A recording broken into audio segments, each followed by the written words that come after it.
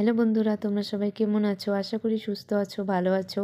আমিও কিন্তু ভালোই আছি। তোমাদের সাথে যেদিনের ভিডিও শেয়ার করছি সেদিন ছিল শুক্রবার 12 তারিখ। মাকে নিয়ে ডাক্তার কাছে যাব বলে ভোরে ঘুম থেকে উঠে সংসারে সব কাজ করে রান্নাবাড়া সেরে একদম খেয়ে নিয়ে বেরিয়েছি। এখন প্রায় বেলা 11টা বাজে। এখন যাচ্ছি হাসপাতালে। মার অপারেশন হয়েছে আজ 9 দিন। প্রথম চেক আপ।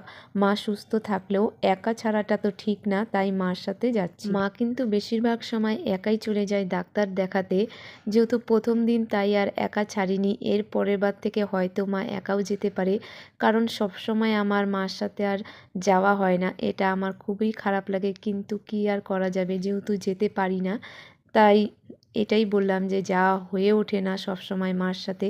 আর দেখো, কথা বলতে বলতে চলেও আসলাম হাসপাতালে। এখন হচ্ছে ঢুকছি, আর অনেকটাই দেরি হয়ে গেছে আমাদের আসতে। বললাম 11টার দিকে বাড়ি থেকেই বেরিয়েছি। এসে দেখি এই যে লাইন ডাক্তারের, এত বড় লাইন। লাইন দেখে তো মাথায় ঘুরছিল। তো একটা আন্টিকে বলে আমরা বেরিয়ে পড়েছি। মাকে বললাম চলো একটু ঘুরে আসি।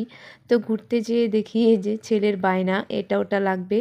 ওর বায়না মিটিয়ে আবার ফিরে আসলাম। এসে দেখি লাইনের একই রকম অবস্থা।